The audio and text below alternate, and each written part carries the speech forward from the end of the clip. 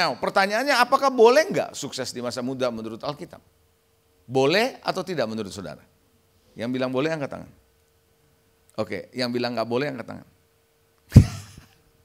Saudara, saya akan tunjukkan kepada saudara bahwa di Alkitab itu banyak contoh orang muda sukses.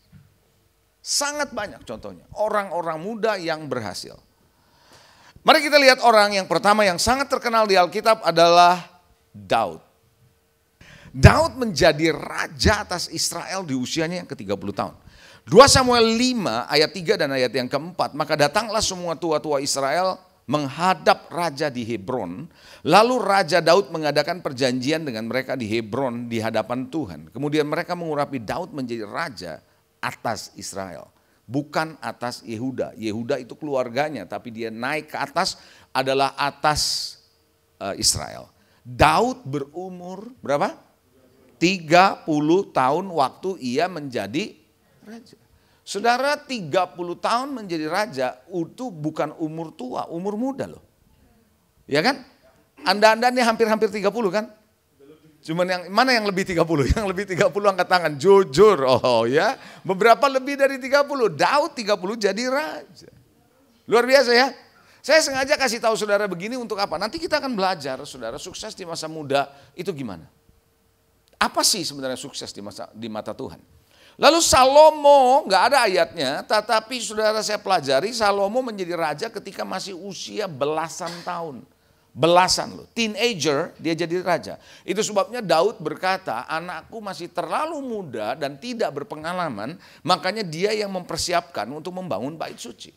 Ngerti? Beralatannya semua, bahannya disiapkan oleh bapaknya. Karena dia belasan tahun sudah jadi raja, Salomo.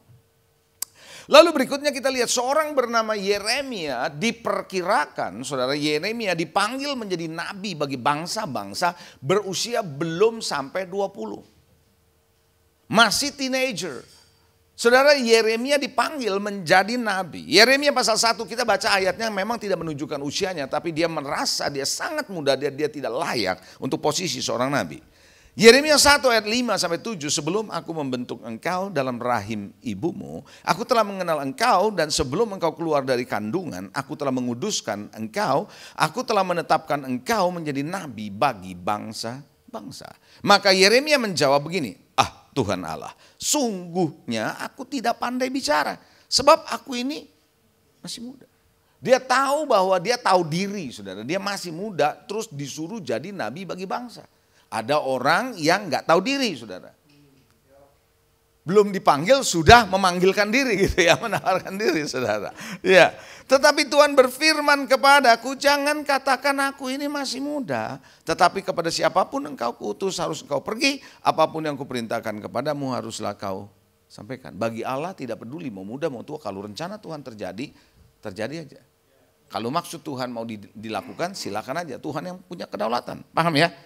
Satu lagi saudara, masih ada dua sih. Yusuf menjadi mangku bumi orang kedua di Mesir ketika usianya 30 tahun. Usia 30 di Alkitab itu banyak membahas orang-orang mengalami shifting yang luar biasa saudara.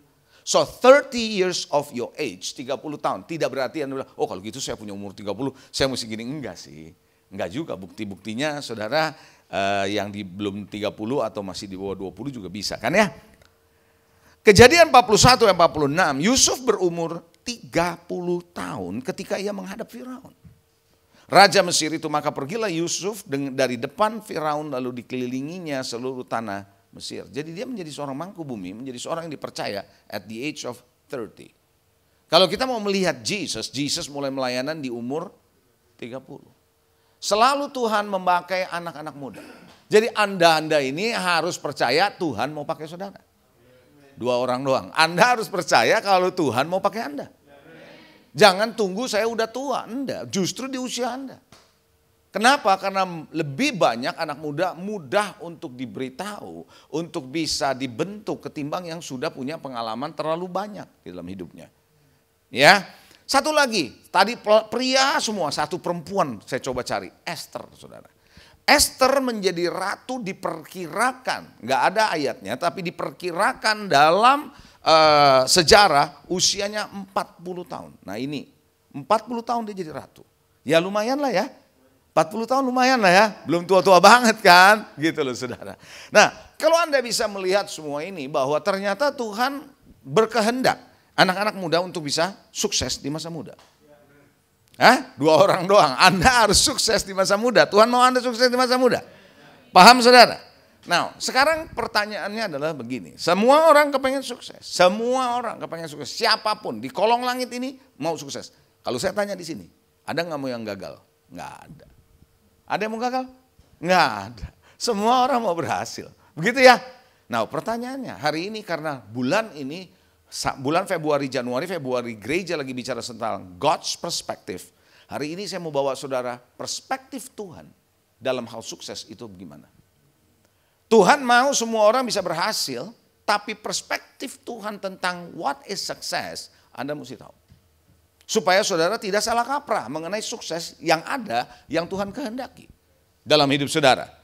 Amin. Mari, saya akan bacakan ayat-ayatnya dulu, saya nggak akan cerita banyak, tapi nanti saya akan ngeflow setelah ayat ini, baru saya akan jelaskan part dari ayat-ayat tadi. Oke, yang penting nangkep dulu ayatnya ya. Oke, siap? Yang pertama, Yosua pasal 1 ayat 1 dan 2, dan kemudian ayat yang ke-8. Sesudah Musa hamba Tuhan itu mati, berfirmanlah Tuhan kepada Yosua bin Nun. Abdi Musa itu demikian, hambaku Musa telah mati, sebab itu bersiaplah sekarang, seberangi sungai Yordan, engkau dan seluruh bangsa ini menuju negeri yang akan kuberikan kepada mereka, kepada orang Israel. Jadi apa yang Tuhan sudah mau suruh Musa belum kesampaian, dilanjutkan oleh Yosua. Ayat ke-8. Janganlah engkau lupa memperkatakan kitab Taurat ini, tetapi renungkanlah itu siang dan malam, supaya engkau bertindak hati-hati sesuai dengan segala yang tertulis di dalamnya, sebab dengan demikian perjalananmu akan berhasil dan akan beruntung. Kata berhasil ini mungkin adalah kata yang kedua di Alkitab sejak Kejadian. Kejadian adalah membuktikan ketika ada seorang Eliezer disuruh oleh Abraham untuk mencari pasangan buat Ishak, dan dikatakan ayat itu dia dibuat oleh Tuhan berhasil. Oke? Nah, saudara, ini adalah berhasil. Kata berhasil dan beruntung di dalam bahasa aslinya dua-duanya bisa dipakai berganti-gantian, mirip-mirip artinya di dalam bahasa aslinya. Saya nggak akan masuk ke situ ya, karena kita nggak akan lihat di situ. Oke, sampai di sini jelas? Joshua dibilang sama Tuhan engkau akan berhasil, engkau akan beruntung. Lanjutkan perjalanan Musa, kira-kira ngerti maksudnya? Oke, baik, kita lihat sekarang Joshua setelah tua. Yosua 12 ayat 24. Sengaja saya kasih satu ayat ini saja, walaupun Anda harus baca seluruh pasal 12. Raja negeri Tirsa 1, ini artinya raja-raja yang dikalahkan oleh Yosua. Jumlah raja-raja yang dikalahkan oleh Yosua adalah 31 orang. Kalau Anda baca Yosua 12 dari pasal 1 terus, ayat 1 terus, Anda akan lihat Musa cuma bisa mengalahkan 2 raja, dia kalahkan 31 raja. Dia lebih berhasil daripada Musa. Dia lebih sukses daripada Musa. 31 raja, sedangkan Musa cuma 2. Kalau Anda baca pasal 12, seluruh pasal Anda baca. Oke? Nah, kita lihat pasal 13 ayat 1. Begitu selesai dia mengalahkan 31 raja, ada peringatan Tuhan di ayat 1 Yosua 13. Setelah Yosua menjadi tua dan lanjut umurnya, berfirmanlah Tuhan kepadanya, engkau telah tua, udah lanjut umurmu, tapi dari negeri ini masih amat banyak yang belum diduduki. Kalau boleh saya katakan, lu ngapain aja kira-kira gitu ya? Paham gak nih?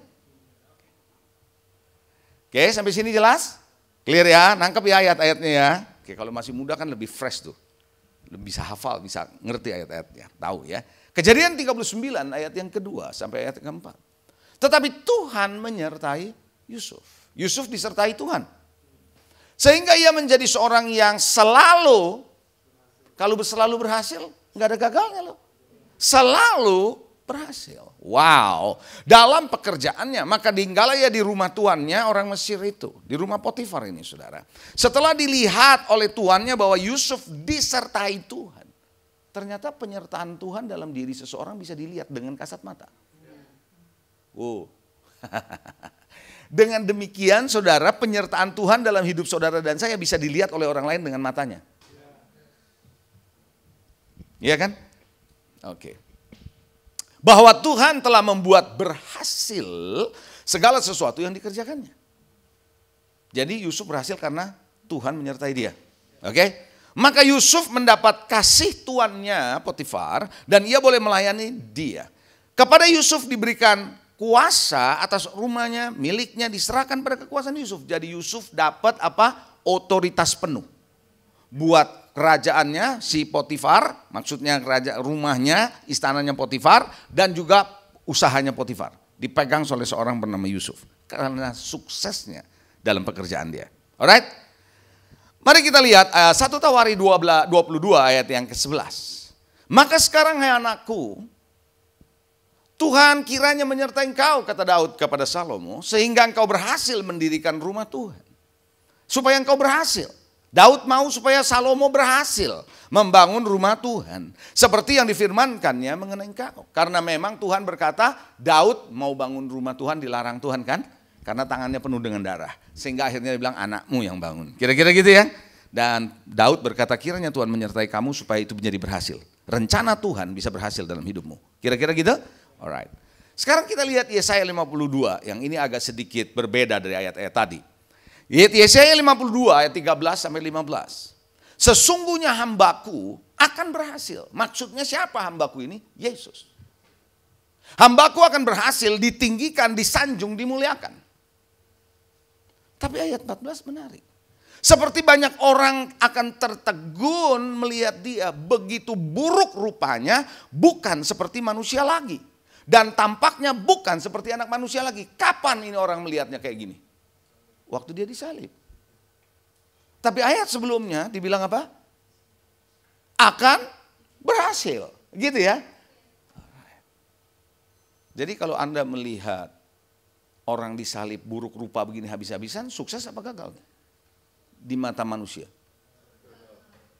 Gagal? Yes. Ini makanya kenapa saya mau bawa saudara supaya saudara bisa lihat. Paham ya? Alright. Demikianlah ia akan membuat tercengang banyak bangsa, raja-raja akan mengatup mulutnya melihat dia, sebab apa yang tidak diceritakan kepada mereka akan mereka lihat dan apa yang tidak mereka dengar akan mereka pahami. Oh ternyata Yesus yang mati di atas kayu salib, yang ditelanjangin, yang dihancuri, buruk rupa dan sebagainya. Ternyata di balik itu ada sesuatu yang dahsyat. Paham sampai di sini? Oke, ready? Sekarang saya masuk dalam penjelasannya. Clear? Perspektif Tuhan, sukses dalam perspektif Allah. Ready? Sukses dalam Alkitab kalau Anda baca selalu berhubungan dengan Tuhan dan rencananya bagi orang tersebut. Saya ulangi. Anda mesti ngerti sukses di dalam konteks Alkitab. Selalu ada kaitannya dengan siapa? Tuhan dan rencana Tuhan bagi orang tersebut.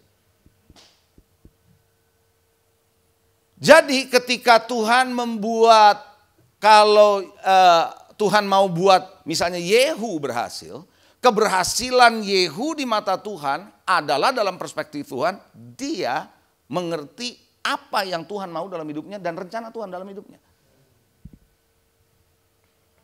Halo? Betul? Pertanyaan saya, bisa nggak orang berhasil tanpa melakukan rencana Tuhan dalam hidupnya? Bisa. Tapi itu bukan yang dilihat Tuhan. Kenapa saya berani katakan demikian? Karena di dalam Kejadian pasal 11, ketika Nimrod membangun menara Babel, setinggi mau seperti langit, di situ Tuhan bilang mulai saat ini, apapun yang direncanakan oleh manusia tidak ada yang tidak akan terlaksana. Kalau tidak ada yang tidak akan terlaksana berarti apa? Pasti terlaksana. Berarti manusia punya strong will, keinginan, kemampuan untuk menyelesaikan apa yang dia rencanakan sendiri tanpa Tuhan. Tapi di mata Tuhan itu adalah kegagalan. Paham atau tidak? So, kalau begitu sukses selalu berkaitan dengan apa di Alkitab? Tuhan dan rencananya buat saudara dan buat saya. Jadi yang namanya sukses di mata Tuhan bukanlah sebuah tujuan. Sukses bukan tujuan saudara, tapi sebuah perjalanan bersama Tuhan menuju destininya. Jadi kalau Anda berjalan menuju destiny Tuhan, seperti Yusuf menuju Mangkubumi, maka perjalanannya ini dibuat berhasil sama Tuhan. Kenapa? Karena dia sedang menuju destininya dan Allah buat dia berhasil. Di rumah Potifar dia berhasil, ngerti gak? Keberhasilan ini bukan untuk diri Yusuf, tapi untuk mencapai destininya. Anda mesti ngerti ini. Kalau Anda nggak ngerti ini, Anda akan mengejar sukses yang dunia punya konsep. Paham nggak? Coba yang ngerti lambaikan tangan. Clear? Jadi sukses di Alkitab tidak pernah ada hubungannya dengan kesuksesan menurut dunia. Enggak pernah ada hubungannya itu. Yang namanya kepemilikan kah? Bukankah ada seorang anak muda yang sudah begitu bilang, gua udah punya semuanya. Tuhan bilang jual milik lo. Orang kalau udah punya semuanya, sukses atau enggak? Sukses lah. Bahkan dia udah membuka lumbungnya, ekstra lumbung dia tambah. Sekarang dia bilang udah penuh, terus dia bilang beristirahatlah, bersenang-senanglah, makan minumlah. Pernah baca nggak tuh ayat? Tuhan bilang, lu goblok lu, gitu kata Tuhan. Kalau malam ini nyawamu diambil, buat siapa tuh? Ayo saudara, saya tanya, ini kan pada masih muda ya, nggak mikirin lah mati lah. Enggak lah, jauh lah. Tapi sekarang saya nanya dulu, kalau orang udah mati kekayaannya dibawa nggak? Hah? Nggak. Benar Martin, nggak dibawa. Ada sebuah kisah. Orang kaya ini kisahnya saya lupa di mana itu kisah. Tapi ceritanya gini, orang kaya itu bilang sama istrinya, kalau gua mati semua harta gua mau gua bawa sekalian. Dan dibuat akte warisan tuh, waris tuh ya, ketika dia meninggal dia buat tuh, istilahnya apa? Wasiat, benar. Nah itu perlunya orang hukum. Yang penting jangan dihukum ya. Wasiat, dia bikin wasiat. Salah satu wasiatnya, semua harta saya, kekayaan saya harus saya bawa waktu saya mati. Itu dibacain. Setelah meninggal semua sudah beres, istrinya ditanya, lu memenuhi nggak warisan ini? Iya. Wasiat ini? Iya. Jadi lu apain tuh kekayaannya? Gua tulis cek, taruh di sana. Terus yang tanda tangan siapa? Ya mesti dia, gua kosongin karena gua nggak bisa tanda tangan. Jadi gua kasih cek semua kekayaan dia berapa triliun, saya tulis taruh di dia punya peti. Jadi gua ikutin wasiatnya. Saudara, nggak ada kekayaan yang bisa dibawa. Betul apa enggak? Jadi makanya Tuhan bilang keberhasilan di mata Tuhan gak ada urusannya sama kekayaan, kepemilikan, gak ada kaitannya dengan jabatan. Gak ada kaitannya dengan pencapaian saudara, hasil karya saudara. Gak ada kaitannya dengan ketenaran publikasi yang hebat. Gak ada urusannya dengan itu. Urusannya Tuhan, apakah engkau mencapai destiny Tuhan? Kenapa Tuhan berkata kepada Yosua, kamu udah tua? Kalau Anda baca Yosua pasal 1, sebenarnya Tuhan memberikan dia jelas, destiny kamu Yosua, terusin perjalanannya Musa, ini connects nih. Connecting from the past generation, ini akan ada negeri Kanaan yang kamu harus rebut. Setelah kamu rebut, kamu harus bagi kepada 12 suku. Setelah dia perang dengan 31 raja-raja, lebih banyak dari bapak rohaninya. Bapak rohaninya cuma 2 atau 3 raja-raja, dia 31 lebih hebat. Dia diem, saudara. Tuhan bilang, lu udah tua ngapain aja lu? Rencanaku belum terjadi, destiniku belum terjadi. Padahal Tuhan bilang, engkau akan berhasil dan beruntung. Kalau kamu lanjutkan destiny ini, ngerti gak saudara? So pertanyaan saya, apakah saudara tahu Anda punya destiny Tuhan dalam hidupmu, tujuan Tuhan, rencana Tuhan dalam hidupmu seperti apa? Kalau begitu saya boleh katakan begini dong, sukses menurut dunia bisa gagal menurut Tuhan. Ya atau tidak?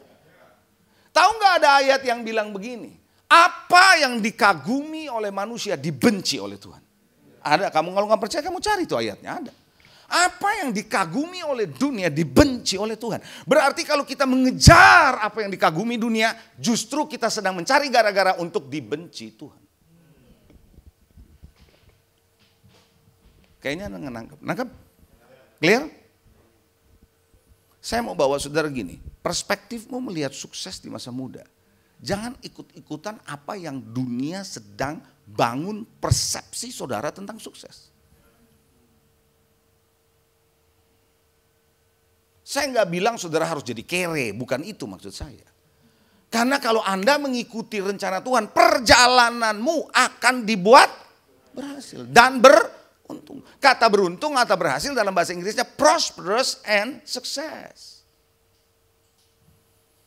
Kalau begitu bisa juga dong, orang yang dianggap gagal menurut dunia, tapi sukses di mata Tuhan. Bisa dong? Sangat bisa.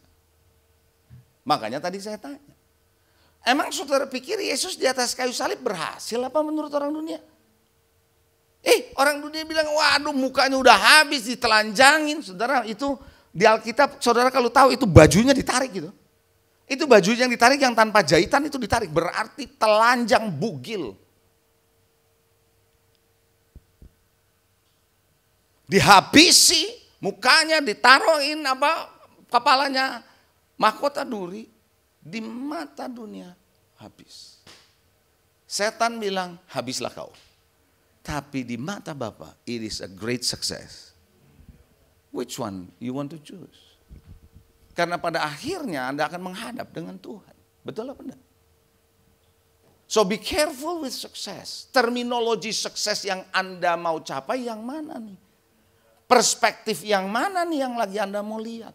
Jangan sampai salah langkah.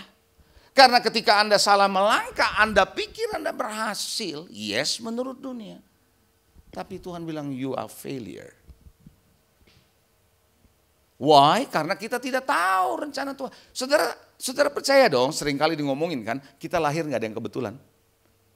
Gak ada yang kebetulan kita lahir. Kita ada di dunia ini gak ada yang namanya kebetulan. Pasti ada purpose Tuhan. Saudara hadir di sini dalam hidup sampai sejauh ini di usia begini pasti ada purpose Tuhan. Nggak mungkin purposeless terus Anda sendiri yang jalanin hidup ini. No, life is God's. Hidup ini adalah milik Tuhan. Apalagi kalau Anda sudah dibeli oleh darah Yesus, hidup saudara bukan hidupmu lagi. Iya kan? Nih, saya kasih contoh ini.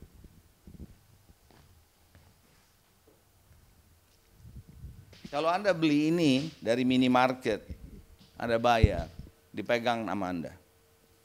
Ini sekarang jadi milik siapa? Milik minimarket atau milik saudara? Milik saudara. Mau diapain ini? Suka-suka saudara dong. Saudara mau buang boleh? Saudara mau injak boleh? Mau kasih teman boleh? Suka-suka orang karena ini milik saya. Saudara tahukah saudara sudah dibeli oleh Yesus? Coba siapa yang merasa dirinya sudah dibeli oleh darah Yesus, angkat tangan. Kalau saudara sudah dibeli oleh Yesus, sekarang diri saudara, hidup saudara milik siapa? Bener nih. Bener nih, milik siapa? Milik Tuhan. Makanya Paulus bilang, hidup yang aku jalani bukannya aku lagi, tapi Kristus yang tinggal di dalam aku. Makanya dia bilang, hidup bagiku adalah Kristus, mati adalah. See? Nah, saya mau ajak saudara, yuk. Karena ketika Anda menjadi berhasil dalam dunia ini, gagal di dalam Tuhan, maka at the end of the day Anda akan gagal semuanya. Nasihat saya kepada anak-anak saya, sampai anak-anak saya juga hafal dan udah bosen kali saya ngomong. Dan Anda juga udah sering dengar ngomongan saya. Kamu boleh sukses di sekolah, kamu boleh sukses dalam bisnis, kamu boleh sukses dalam pekerjaan, silakan, anything you boleh sukses. But you fail God, you fail everything. Ketika engkau gagal ke dalam Tuhan, gagal segala-galanya. Paham gak nih? Nah sekarang saya mau ajak saudara belajar untuk bila bisa adjust. Mumpung masih muda jangan terlambat. Ada jalan yang disangkanya lurus. Tapi ujungnya menuju mau. sekarang ini, di dunia ini. Yang dikejar adalah seberapa tinggi Anda bisa capai, seberapa cepat Anda bisa capai. Gitu loh. Betul? Apa yang terjadi? Kalau Anda taruh tangga di dinding ini, tinggi tangganya, Anda naik secepatnya sampai di atas. Dan hanya sampai di atas Anda menjumpai dinding yang Anda naiki, salah. Harusnya dinding di situ. Saudara clear jelas? It's not about how fast you achieve to the highest level. No. Sampai di atas ternyata Anda tahu dindingnya salah. Ya harus turun, pindah.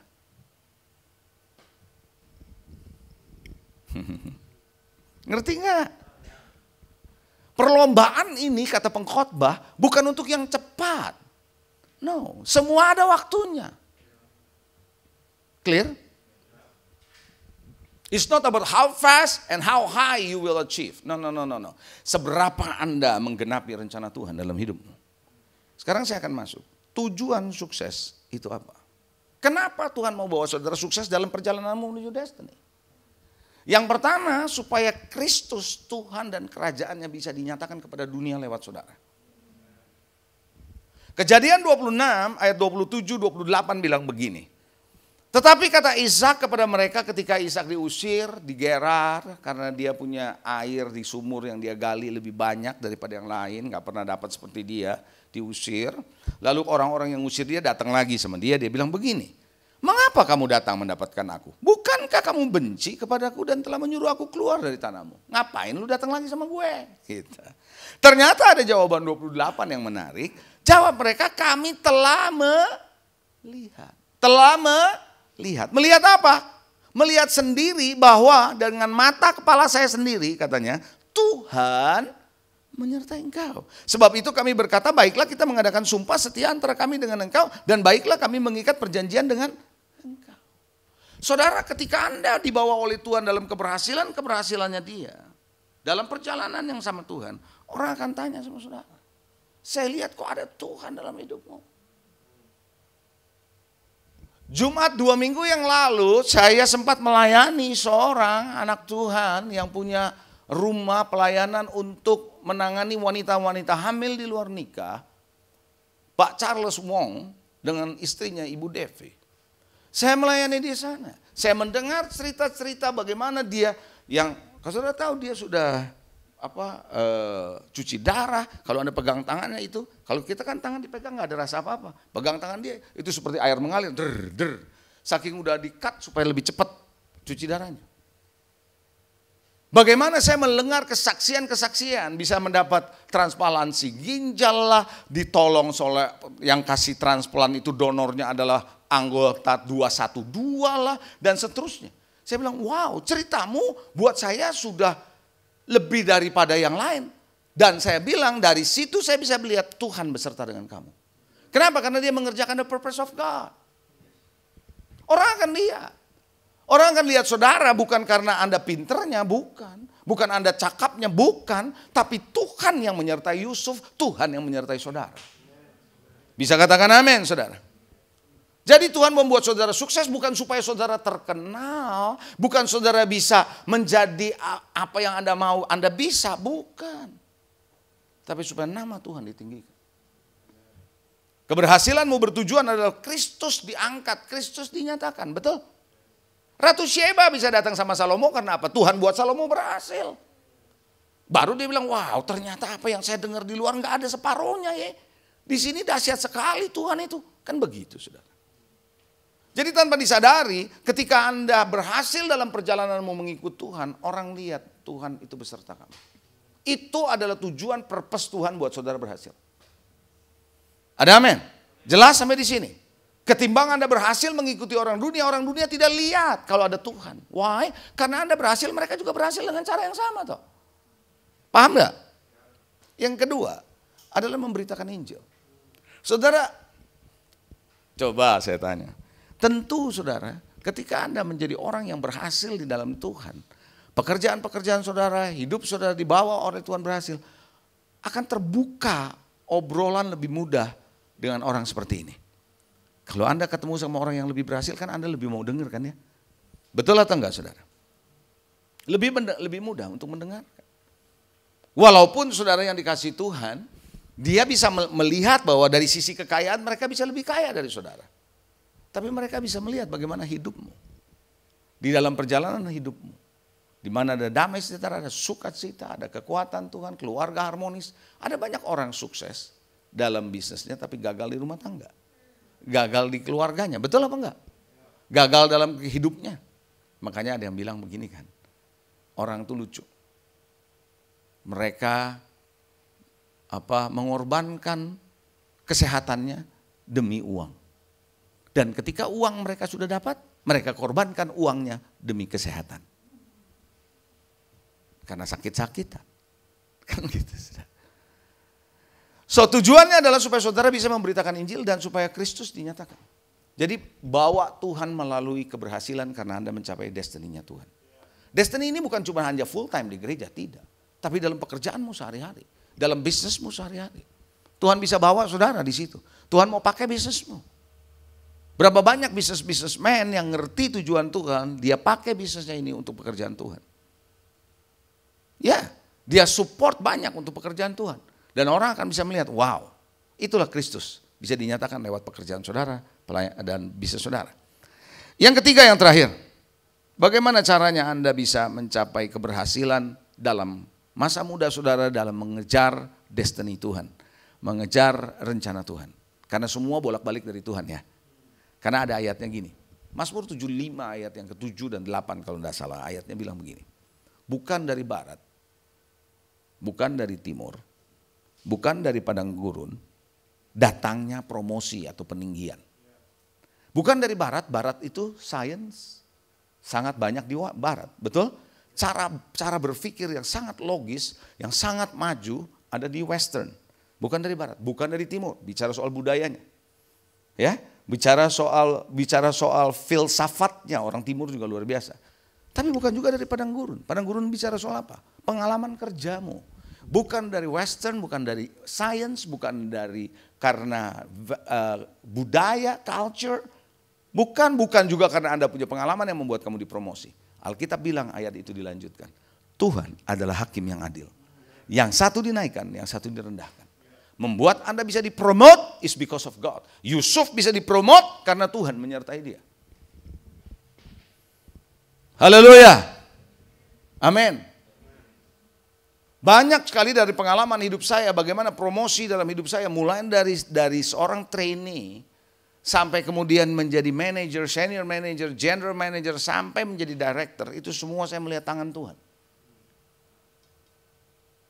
Anda nggak perlu ngoyo ditawarin gitu. Halo? Caranya yang pertama, akrablah dengan Tuhan. Anda harus bisa akrab dengan Tuhan dan selalu dengar suara Tuhan. Boleh saya tanya? Anda nggak usah angkat tangan ya, nggak enak soalnya jumlahnya nggak banyak di sini. Jujur di hati saudara ya, angkat tangannya di hati. Berapa banyak sih di antara saudara yang sampai hari ini masih rutin baca Alkitab, rutin renungkan firman dan berdoa? Berapa banyak? Yang tahu saudara ada? Jawab di hatimu, Tuhan tahu isi hatimu. Kau nggak bisa bohongi Tuhan. Bagaimana Anda bisa berhasil dalam Tuhan kalau kita nggak pernah akrab sama Dia? Kita nggak pernah tahu firman-Nya, kita nggak pernah dengar suaranya, kita nggak ada perenungan firman, kita nggak pernah berdoa. Halo? Kita harus bisa belajar untuk akrab dengan Dia, karena semua keberhasilan bersumber dari Dia. Karena segala sesuatu datang dari Dia. Manusia itu nggak ada yang bisa menyombongkan diri bahwa saya bisa, nggak ada. Karena Yohanes jelas mengatakan tidak ada satupun dari manusia yang bisa mengambil buat dirinya sendiri kalau tidak disediakan oleh surga. Betul? Semua kan alam semesta sudah ada dulu dari Tuhan kan? Tinggal manusia mengolah. Tapi manusia merasa dia lebih pintar dari Tuhan. Akrab, coba bilang akrab. Seberapa akrab, seberapa mendengar Tuhan bicara dalam hatimu? Kalau enggak, bagaimana kita bisa menjadi orang yang tahu rencana Tuhan dalam hidup kita dong? Yang kedua, temukan rencana Tuhan dalam hidupmu. Anda harus bisa temukan dong. Anda nggak akan pernah menemukan kalau Anda nggak pernah mau akrab sama Tuhan. Anda mesti bisa ngedownload hati Tuhan. Maunya Tuhan buat saya apa? Halo? Kelihatannya yang Tuhan mau buat saudara, di mata saudara, di pikiran saudara bisa bilang, masa cuman gini? Kurang asik, kurang bagus dong. Gua maunya kayak gitu. Ayo, bener apa enggak? Dulu ya, waktu zaman saya kerja ya. Semua orang mau jadi banker loh. Kenapa? Pakai dasi, rapi, pakai jas. Ada sopirnya, keren. Itu orang mau melihat itu kalau udah banker sebenarnya proudnya beda gitu. As a banker gitu. Maka semua mengejar masuk jadi banker. Nah, nggak tahu kalau sekarang pekerjaan apa yang bikin orang bangga. Saudara, kalau kita untuk mengerjakan sesuatu apaan? Saudara pernah dengar nggak? Seorang pilot SQ yang terkenal sudah pengalaman dan dia sudah senior, dia tinggalkan pekerjaannya, dia kembali ke daerahnya di Indonesia Timur. Dia bangun apa? Untuk anak-anak. Kebutuhan anak-anak seperti yatim segala macam. Pelayanannya mendunia. Tuhan memberkati luar biasa. Charles Wong yang tadi saya cerita di dalam pelayanan dia, dalam pekerjaan dia, akhirnya dia tinggalkan, dia masuk bersama dengan istrinya. Pelayanannya sekarang bukan cuma perempuan hamil di luar nikah, tapi termasuk anak-anak Down syndrome. Bagaimana dia melayani anak-anak Down syndrome? Bagaimana Tuhan memberkati dia dengan tempat? Sekarang dia buka cabang di Bali. Bagaimana saya dengar ceritanya bagaimana dia bisa dapat tanah di Bali, tempat di sana. Semua karena Tuhan provide. Sehingga orang bilang, wow kamu bisa seperti itu ya. Kenapa? Ada Tuhan. Maka saya bilang, Charles, orang bukan lihat pelayanan kamu saja, orang akan lihat Tuhan di dalam pelayananmu. Banyak kali kita mau carinya gengsi kan? Tapi ayo cari apa yang Tuhan mau dalam hidupmu. Sukses, itu yang Tuhan mau. Ya, hati-hati saudara, slogan dunia ini kan lain. Saudara pernah dengar nggak slogan dunia bilang ini? Success is my right. Pernah dengar nggak? Kalau nggak pernah dengar, lebih baik jangan dengar, saudara. Oke. Yang berikutnya, saudara, kalau Anda sudah temukan, kejar dan kerjakan dong. Kejar dan kerjakan. Apa yang Anda tahu, ini yang Tuhan mau kejar, kerjakan. Kejar, kerjakan. Waktu-waktu ini adalah waktu-waktu yang sangat cepat berlalu. Dibandingkan sebelumnya.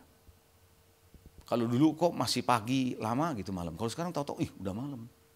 Karena sosial media, pekerjaan dan sebagainya. Ya toh? Kejar, kerjakan. Kejar, kerjakan. Itu yang dilakukan. Makanya Tuhan tegur Yosua. Kau udah tua, ngapain aja lu gak kerjain gitu. Dan terakhir, taati setiap perintah Tuhan. Taati setiap perintah Tuhan. Kembali lagi cerita dari Charles Wong tadi. Kemarin waktu saya pelayanan yang jadi WL ada seorang wanita, ibu dengan 3 anak. Ibu ini orang tinggal di Toronto. Tinggal di Toronto, orang Indonesia, dan dia bilang sorry bahasa Indonesianya kurang lancar. Apa yang terjadi? Anak-anak sudah sekolah di Toronto, semua udah baik. Semua orang mau sekolah di luar negeri toh. Betul nggak? Siapa sih yang nggak mau anak-anaknya sekolah di luar negeri, di Toronto kan educationnya better gitu ya. Tua gitu. 3 anaknya semua sudah sekolah di sana dan dia dibesarkan di Toronto. Tapi dia dengar panggilan Tuhan untuk menjadi misioneri. Waktu pertama dia datang, dia belum tinggalkan semua, dia datang ke Indonesia, dia sampai ketemu akhirnya dengan Charles Wong. Dan dia merasa dia bisa bantu pelayanan di sana. Karena itu wanita ibu itu sendiri yang cerita, ngomong di depan, saya lagi ada di situ soalnya. Saya datang, dia bilang bersama suami, bersama dengan anak, saya tinggalkan Toronto. Anak saya yang gak bisa bahasa Indonesia, terpaksa harus belajar bahasa Indonesia, saya tinggalkan, tinggal di Bandung. Anda kalau pikir begini, ini gila atau apa ya? Ngapain hidup udah enak-enak kalau pindah ke Indonesia? Dia kejar dan dia kerjakan rencana Tuhan. Waktu dia datang, dia bersaksi begini.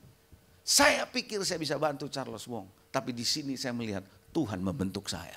Saya melihat justru saya banyak belajar dari Pak Charles dan seluruh timnya. Bagaimana mereka habis-habisan untuk Tuhan. Sampai pihak keluarga dari mereka nih yang dari Toronto nanya, lu gak salah, ngapain dan sebagainya. No, dia tetap. Saya mau beritahu saudara, sukses di mata Tuhan adalah Anda berakhir dengan Tuhan berkata, baik benar perbuatanmu, hai hambaku yang baik dan setia. Masuklah dalam kesukaan Bapakku. It is success. Jangan sampai Anda bilang begini, pada hari terakhir akan banyak orang berkata dan berseru, Tuhan, Tuhan, aku tidak kenal Engkau. Yang mana Anda pilih? Is the choice, is yours. Kalau Anda pikir nggak kenapa-napa 1 derajat, tunggu 20-30 tahun ke depan. Anda akan lihat perbedaannya. Pada saat itu sulit untuk balik. Tentukan dari sekarang. Tentukan pilihanmu dari sekarang.